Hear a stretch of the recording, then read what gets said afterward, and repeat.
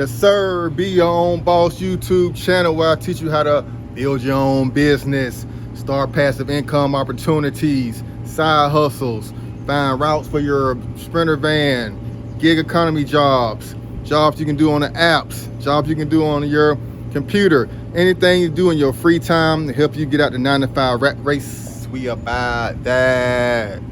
And as promised, I was going to show you guys my virtual office and how you can start a virtual office business. Stay tuned. So here it is, ECO Suites, my personal virtual office space, located here in College Park, Georgia, about 5 minutes from Hartsfield Atlanta Airport. Place where I keep my vehicles. My Sprinter van is out on a rental right now, but I store it here. And I run about 2-3 businesses out this place, as well as I have full-time office tenants, as well as weekly and daily tenants who come in and use the space. But the best part about having a virtual office co-working space is the opportunity to make passive income from the virtual address side. Come on in. So here we go. Take a look. ECO Suites. Here is my virtual address reception area. Here by myself today. So I had some time to film this video. So basically when people come in here, receptionist checks their ID, gets their mail, hand it to them. It's that easy. Or we have a forwarding service where we forward your letters or packaging one time a month, which is included in the cost. As well as I have people who use my offices temporarily, monthly, daily, or weekly. This office has some more spaces here. Someone's in there, a couple people down there in the conference room doing some things right now, so I'm not gonna walk down that way. But yeah, here's the office spaces I have for rent. Let you check out one of the empty ones someone was using last week. So I just have pretty much a simple desk chair set up, a couple of chairs in there, plant for decoration. I lay out, the clients are coming in for a month to month, they can decorate it, the wallpaper, try to limit the crazy colors on paint, try to keep it neutral for anybody coming in. But that's the deal on that. But let's talk about how you actually get started with this and how you can actually build your own virtual address space and how you can actually profit from this business. So initially, I actually have a co-owner print shop that I did a video about how you start a print shop on this channel as well. So go back and check that out. I'm going to leave a link right above. So in this same plaza, we had the print shop. So I was already familiar with the ownership of the plaza, familiar with the area, the market, how much traffic was coming through here. Only difference is the print shop is kind of on the front side of the plaza. And as you see, we're kind of on the back side of the plaza.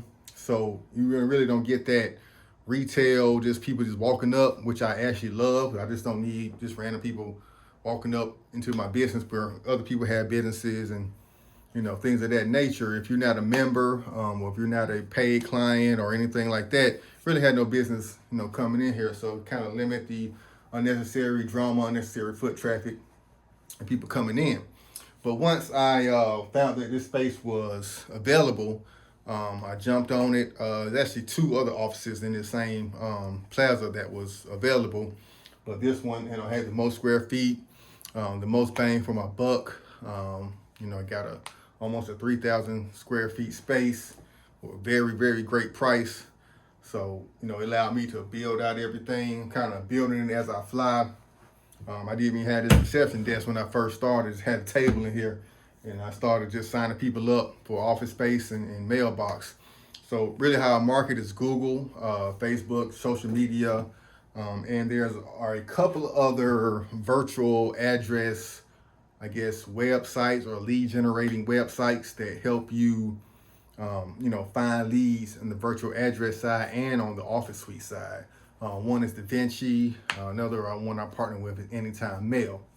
So my business ECO suites, we put the blast out through Google ads, Facebook ads, Yelp ads. They come to my website. I have 3 packages for a virtual address. The basic package just gets you an address. You get to use the address here. I give you a separate suite number or mailbox number to identify your business. Some forms you have to fill out with the USPS to become official, so I can take mail on your behalf. But once you get all those forms and everything in, you can start taking mail. I have an app where I can upload their outside of their letter, or I just take a picture and email it to them. Once they see what their item is they can say, hey, we're going to come pick it up, or have somebody else designated to come pick it up, or could you forward it for us? Or we even have a shredding service. So a lot of people get junk mail or bills they really don't need. They already have bills set up on bill pay, so they can just shred the letter without even me opening it and be done with it. So it's very easy job. And like I said, people, I might have 1 or 2 people come in and get their mail a day. Right now I have about 35 virtual mailbox clients. It goes up and down, throughout the month, some people need it for a short period of time. Some people, stop paying. It's fine, it is what it is, but I'm constantly generating leads and constantly getting new mailbox clients in here. So that kind of takes care of half, my expenses just off of that, and that's reoccurring revenue every month. So I make about maybe like $800, just off of the virtual address side. And like I said, it fluctuates. The highest I was about 1,200 when I had about 40 clients in here. And like I said, the different packages, I go up from 25 all the way up to $100 virtual mailbox packages. The higher end packages gets you co-working hours, so you can come in, use one of the offices for a couple hours throughout the day, or meet with a client, or use the conference room with those hours. So it's a great benefit to get a higher package, and you kind of upsell and get more money, pretty much for doing the same amount of work. Another thing, you always want to have a good paper trail and good contact on how to get a hold of these people with the mail. A lot of people, they're business owners. I work with a couple of truck drivers. I have some attorneys that's actually not in the city. So, being able to notify them on time, they might have some sensitive information in the mail. So you want to make sure you notify them on time about getting the mail to them. So just make sure that you do your due diligence. Make sure you detail and make sure you have all the contact information for your clients. Makes everything smooth from running the business. So, once you find your location, once you build your clientele up, then the third most important thing is kind of decorating your space to come inviting to get more and more clientele, and eventually more high-end clientele. I kind of picked this space because it's in a lower income community, but it's still close enough to the city and to the airport where a lot of people coming in town may need a space. It's not too low income where people are not business owners or have things going on, or people want to try to break into the space or anything like that. But it's still, I can keep it affordable to attract a certain clientele that doesn't need a Buckhead or downtown Atlanta space, kind of like off in the suburbs. So it's perfect for them, low cost. I charge minimum $300 for a whole office space for a month. You get free Wi-Fi, lights and everything included. I have bathrooms, kitchen space, everything as well for that. So I'm gonna do a quick tour of the other side. Now, the 3,000 square foot, I'm not even using all of it for public use.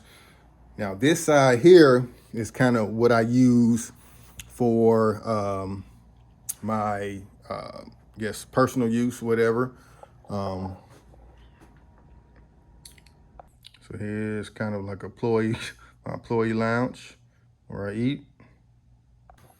Is kind of my other personal office where I was recording some videos in. See my styrofoam. I have some, printing equipment where I do some printing on, labels, shipping, kind of my e-commerce print office. I have a secure mail room. And there's the kitchen area. Another, I guess, multimedia room. Still trying to figure out exactly what I'm gonna do with this space. It has a light dimmer in here, but like I said, this space has been here since the 80s, and this has not been renovated at all. So I gotta kind of get this space together before I rent it out. Once my clientele builds, it's kind of be going to more the co-working side. We want to basically tear down that wall there. So that room will go into that kind of lounge area. So it'll be a big open space. I'm gonna have desks all through here, or just make this kind of, put some workout equipment in here. Have a full bathroom with shower as well in the space. And here's a room you guys might recognize where I do some recording. Sorry for the mess. CreditK.com. Check me out if you need to build credit up to get spaces like this. I pretty much funded all this off of business credit, off of SBA loans, as well as some money I had saved up. So here's the kitchen lounge here. Like I said, here's some other businesses. My food prep delivery bags. I do my food prep delivery on the weekends. I got a video for that with Cook Unity if you're interested in using your own vehicle to be a food delivery courier. Check that one out. So yeah, guys, that's how we build a business, build a co-working space, a virtual address space, ECO Suites. Like I said, I rent this side out from myself. I actually pay myself I guess, monthly fee for renting that side out under Blackman Media. And then everything else is under my holdings company. And I do a DBA for ECO Suites. So